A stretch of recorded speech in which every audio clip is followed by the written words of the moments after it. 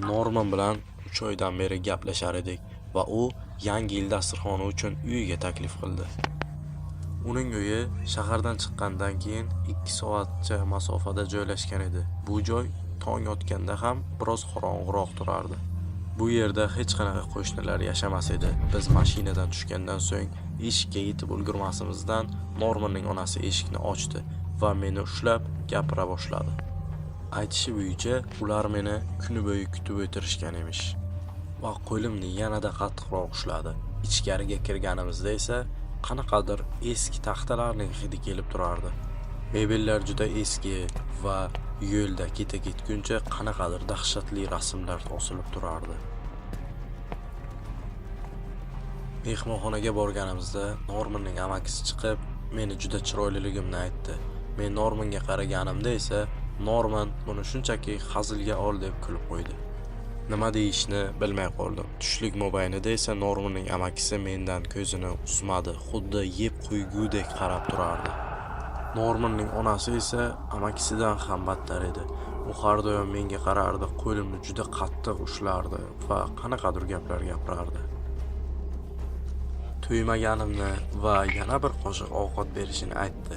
Men unga to'yganimni aytganimda menga juda yomon qaradi. Qo'lini yelkamga qo'yib, yana bir qoshiq azizim deb aytdi. Normanning otasi menga oilam haqida gapirib berishimni so'radi. Oilam haqida endi gap boshlagandim hamki, Normanning onasi meni gapimni shunchaki sovuqlik bilan bo'lib qo'ydi. Shunda Normanga qaradim, ammo Norman ovqatdan umuman boshini ko'tarmas edi. Bir soatlardan so'ng Normanning onasi qo'lida tort ko'tarib xonaga keldi. Tortning ustida esa bizni oilamizga xush kelibsan deb yozilgandi. Normanning otasi cho'ntagidan bir qutini olib stolning ustiga qo'ydi. Qachonki Norman qutini ochganida, men judayam ichimda sovuq terni his qildim. Qutining ichida g'alati uzuk bor edi.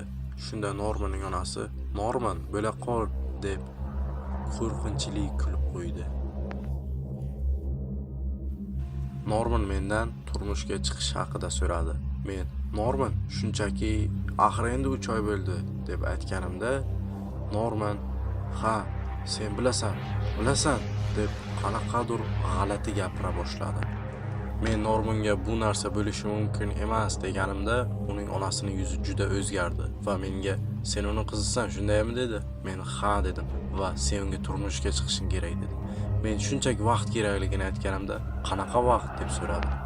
Ular uchun 2 soatlik yo'lni bosib o'tganimni va Normanning qiziligimni, endi esa ularning oilasining bir a'zosi ekanligimni aytdi.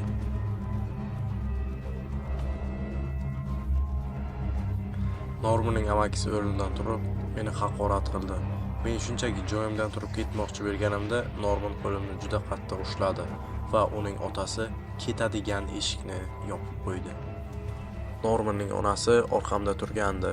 Norman esa meni qo'limdan juda ham qattiq ushlab olgandi. Men ko'zimda yosh bilan uyga ketkim kelayotganini, qo'yib yuborishlarini yolvorib so'radim. Ammo uning amakisi ham keldi va ikkalalari birga meni kuch bilan stulga o'tkazishdi. Men kurashishga harakat qildim, ammo ular juda ham kuchli edi. Norman uni jahlini chiqarayotganimni qayta menga aytardi va otasi uzukni qo'liga oldida menga uni taq dedi. Men yo'q deganimda amakisi qo'limni tortib uzukka yetardi. Otasi esa menga uzukni olib kelardi. Shunda miyamga zo'rg'och g'oyasi keldi. Men ota-onam bu yerda bo'lishlari kerakligini, ular buni ko'rishlari kerakligini va bu bizning an'anamizligini aytdim va iltimos qilib yolvorib so'radim. Normanning onasi esa shunchaki bizga ular umuman kerak emas dedi. Men esa yo'q, iltimos, axir bu bizning an'anamiz. Men bu voqeani ota-onam ko'rishlari kerak deb aytdim. Normanning yuzi tezda o'zgarib ketdi va uning amakisi men yolg'on gapirayotganimda meni tezroq o'ldirish kerakligini qayta oilaga aytardi. Men esa yolg'on gapirayotganim yo'q dedim va shunda Norman rozi bo'ldi.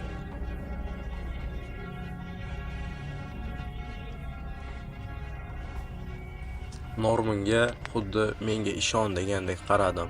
Norman esa yuzi o'zgardi. Meni qo'limni qo'yib yubordi va otasidan kalitni olib, men ularni olib kelaman deb oldi eshikka qarab yo'l oldi. Ammo uning otasi tinch ko'rinmas edi. Joyimdan sekin turdim.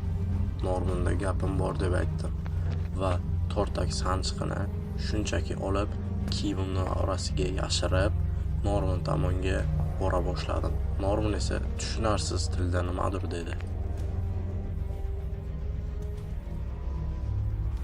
Norman'ga iloji boricha yaqinroq borishga harakat qildim va orada shunchaki 20 santimetr joy qolganida boyagi sanchiqni uni ko'ziga qadab qo'ydim. Norman esa qonga botgan yuzi bilan yerda yotardi. Shunchaki juda ham baland baqirardi. Mashina kalitlari yerda yotardi. Men ularni oldim va yugurdim. Normanning onasi esa menga juda ham yaqin kelgandi.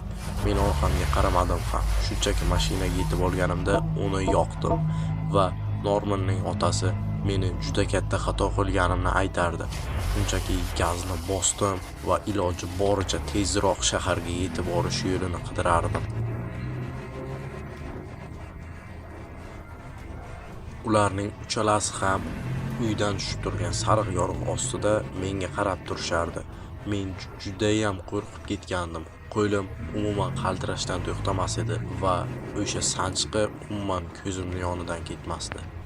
Hozir ota-onam bilan shaharda turibman. Men bu voqea haqida politsiyaga umuman murojaat qilmadim, chunki Norman meni topishidan juda ham qo'rqardim.